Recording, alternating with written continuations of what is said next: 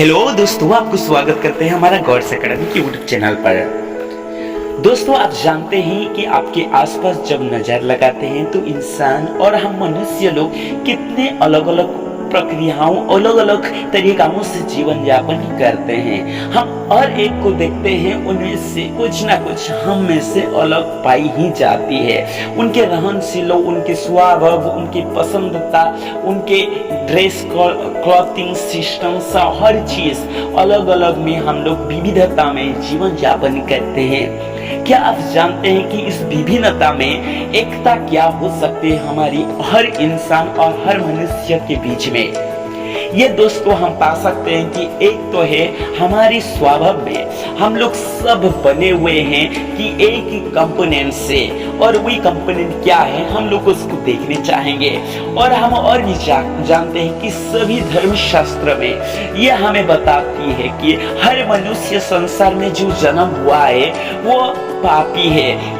कहीं ना कहीं उनके जीवन में, उनके स्वभाव में, उनके अस्तित्व में पाप उनके जीवन में पाई जाती है। हम क्या जानते हैं कि ये पाप कैसे और कहां से शुरुआत हुई, और हम जानते हैं कि हर एक इंसान एक ना एक बार अपनी जिंदगी में तो परमेश्वर को खोजा ही होगा।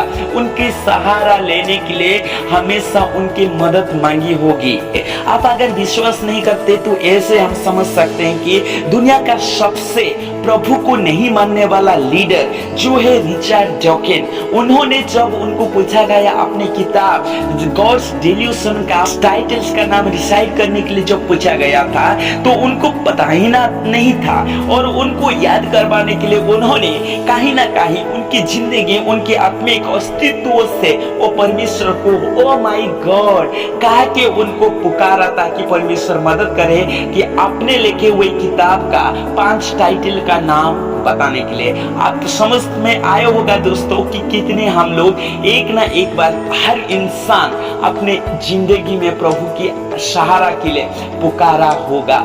क्यों ऐसा होती है क्या आप जानते हैं? इसको सब जानकारी लेने के लिए आइए दोस्तों आज हम लोग अध्याय 3 उत्पत्ति का किताब पढ़ेंगे। उत्पत्ति का किताब अध्याय 3। यहोवा परमेश्वर ने जितने बनेलो पशु बनाए थे उन सब में से सर्प द्रुत था। उसने स्त्री से कहा एक दिन आकर, क्या सच है कि परमेश्वर ने कहा तुम इस वाटिका के किसी वृक्ष का फल ना खाना? भड़काने के लिए ऐसा बोली।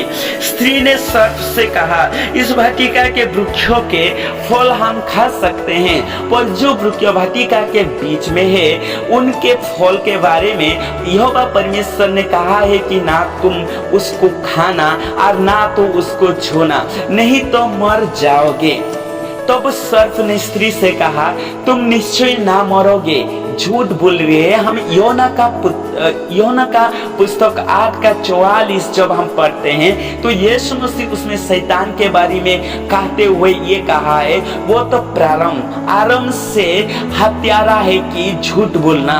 उनके पास कोई सत्य नहीं होती है, वो झूठा है और वरन झूठ का पिता है शैतान। तो यहाँ पर शैतान हवा को झूठ बोलना कोशिश की है, वरन परमेश्वर आप जानते हैं कि जिस दिन तुम उसका फल खाओगे उसी दिन तुम्हारी आंखें खुल जाएगी और तुम भले और बुरे का ज्ञान प्राप्त होकर परमेश्वर की तुल्य बन जाओगे। अतएव जब स्त्री ने देखा कि उस वृक्ष का फल खाने के लिए अच्छा और देखने में मनोभाव और बुद्धि देने के लिए चाहने योग्य भी है, तब उसने उसमें से तोड़कर खाया और अपने पति की भी दिया और उसने भी खाया। तब उन दोनों की आंखें खुल गई और उनको मालूम हुआ कि वे नंगे हैं। इसीलिए उन्होंने अंजीरे के पत्ते जोड़ जोड़ कर लंगोट बनाए लिए। तब यहोवा परमेश्वर ने जो दिन के वेद समय वाटिका में फिरता था का शब्द उनको सुनाई दिया। तब आदम और उसकी पत्नी वाटिका के वृक्ष के बीच में यहोवा परमेश्वर से छिप गया। तब यहोवा परमेश्वर ने पुकार कर आदम से पूछा, तू कहाँ है? उसी ने कहा, हे मैं तेरा शब्द बारे में सुनकर डर गया, क्योंकि मैं नंगा था इसीलिए छिपा गया। उसने कहा, किसने तुझे कहा कि तू नंगा है? जिस वृक्ष का फल खाने को मैंने तुझे मना किया था, क्या तूने उसका फल खाया है? आदम ने कहा, जिस स्त्री को तूने मुझे संग रहने को दिया है, उसी ने उस वृक्ष का फल मुझे दिया और मैंने खाया। तब यहोवा परमेश्वर ने स्त्री से कहा, तूने ये क्या किया है? स्त्री ने कहा, सर्प ने मुझे बहकाया दिया, तब मैंने खाया। तब यहोवा परमेश्वर ने सर्प से कहा, तो जो ये किया है इसीलिए तो सब घरेलू पशुओं और सब बनेलू पशुओं से अधिक श्रापित होगे। पेट के बल से चलेंगे और जीवन भर मिट्टी को चाटता रहोगे।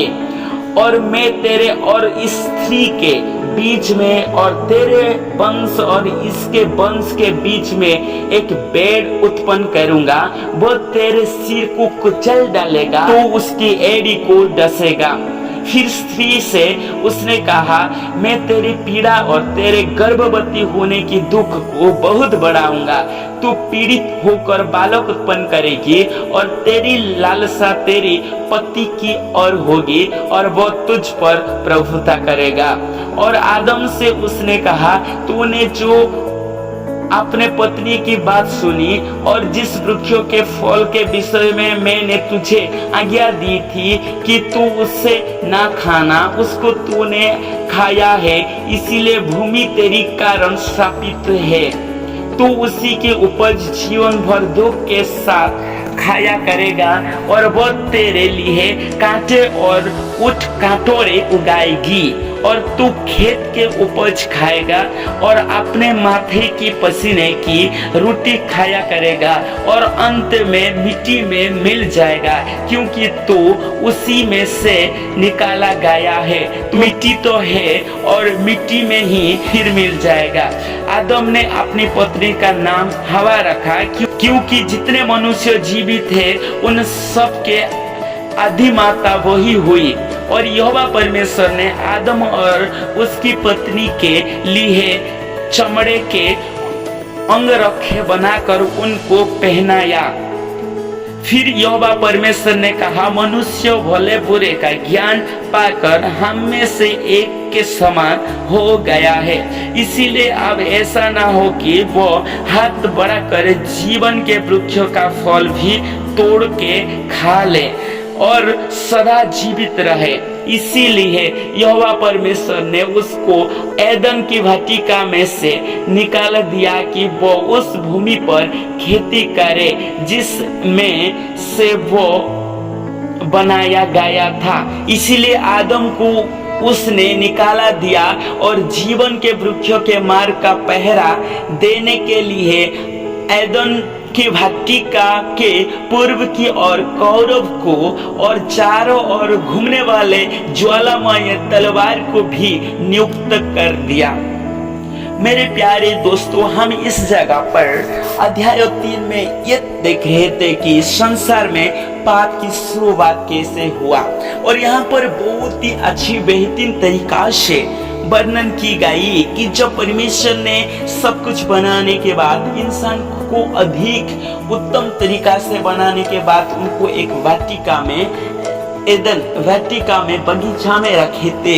वहां पर परमेश्वर ने एक बात बोले थे कि एक बीच में जो सत ज्ञानदायक वृक्ष था उनको नहीं खाने के लिए, ना छूने के लिए, लेकिन यहाँ पर शैतान आकर बकाया हवा को और उसमें से खाने के बाद इंसान की जिंदगी में एक पाप आने लगा। तो हम अगर देखेंगे कुल मिलाकर ये पाप होता क्या है? ये पाप एक प्रकार का है कि तोड़ने वाला, एक प्रकार की तोड़ने का रोल होती है मेरे प्यारे दोस्तों, टू ब्रेक द रोल।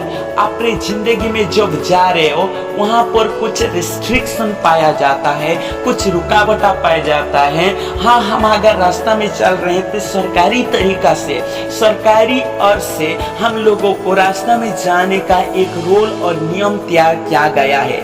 उसको अगर तोड़े तो वह हमारा लिए पाप होती है दोस्तों। और जब भी हम पाप करते हैं, जब भी रूल तोड़ते हैं, तो हमारे जीवन में एक भय उत्पन्न होती है, जो कि भय आदम और हवा में भी उत्पन्न हुई थी। जिस दिन उस वृक्ष का फल आदम और हवा ने खा लिए थे, उसी दिन से यहोवा आने के समय में वो लोग डर गए और चुप गए थे। फिर ऐसा पहले कभी हुआ नहीं कर रहा था। जब यहोवा परमेश्वर ने उस भेटिका में घूमने आते थे, तो यहोवा के साथ आदम और उसकी पत्नी हवा मिलकर बातचीत करते थे। लेकिन आज सबसे बड़ा गड़बड़ हुई थी। जिस दिन उन्होंने खाए थे, उस दिन उनकी आंख खुल गई और वो लोग देख पाए कि उतना अपने जिंदगी में कि वो लोग नंगे थे। प्यारे दोस्तों, वो लोग पवित्रता से ढके हुए थे, लेकिन जिस दिन उनके जिंदगी में पाप को वो लोग स्वागत किए, तो उस दिन उनके पवित्र और धार्मिकता का वो कपड़ा लोग से निकाल गए और वो लोग अपने को देखा और पहचाना कि वो लोग नंगे थे। इसी के कारण परमेश्वर ने सभी चीजों को स्थापित कर दिए और इसी के कारण और औरत को पुत्र उत्पन्न करने में समय में बहुत ही दर्द होता है। ये परमेश्वर और से ही दी गई है और मनुष्यों को इस जगत में, इस मिट्टी में, भूमि में बहुत ही मेहनत से काम करना पड़ता है। जब तक कि मथे का पसीना हम निकाले नहीं, तब तक हम लोग को भोजन ही नहीं मिलती है। दोस्तों, ये होने के नाते हम लोग को सबसे बड़े घटना और सबसे बड़े चीज हमारे जिंदगी में आ गई, वो है मृत्यु पाप की अदालत से हम लोग अपना है। और ये मृत्यु सभी लोगों के पास आती है जो संसार में जन्म होते हैं, क्योंकि सभी संसार में जन्म होने वाले पाप की गुण से जन्म होते हैं। लेकिन इससे डरने का नहीं है दोस्तों। इस पाप से विजय देने के लिए पहला आदम जो गलत काम किए हैं, उसी को लास्ट आदम या अंतिम आदम या सेकेंड आदम भी हमारा संसार में आए हैं, जो कि यीशु मसीह है। यहाँ पर वचन में एक गौर दे के हम लोग अगर देखेंगे, तो यहाँ में लिखा गया है कि जब मनुष्य उस फल को खाया, परमेश्वर इस तरीका से एड्रेस कर रहे हैं कि मनुष्य अभी हमारे समान बन गया है और अच्छा बुरा जानने वाले। यहाँ पर प्रभु यीशु परमेश्वर ने इस शुरुआत में ही अपने लोग के लिए प्लुरालिटी का इस्तेमाल कर रहे हैं कि बहुवचन का प्रयोग कर रहे हैं। इसका मतलब परमेश्वर शुरुआत में ही, उत्पत्ति से ही बाइबल हम लोग को ट्रायन गॉड, ट्रिनिटी बारे में बताते आ रही है।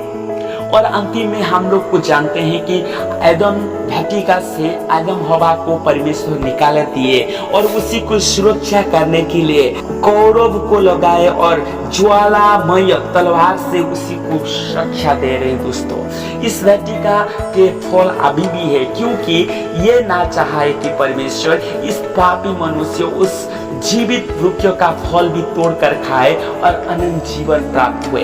परंतु हम जब एक दिन प्रभु यीशु मसीह के पास स्वर्ग लोक में जाएंगे, तो एफेसुस के कलीसियाओं में जब पत्र लिखी जा रहा है, तो पवित्र आत्मा ये कह रहा है कि जो विजय प्राप्त करके इस स्थान पर पहुंचेगा, उसको मैं जरूर इस जीवित वृक्ष का फल को खाने दूंगा और वो कभी भी इस फल को खाने के बाद मरेगा नहीं, मृत्यु नहीं होगा।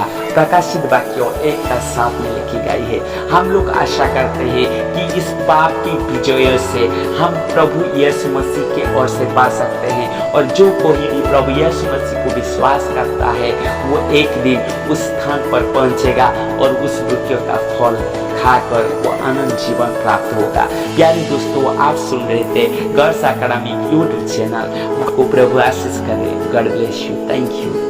आमीन।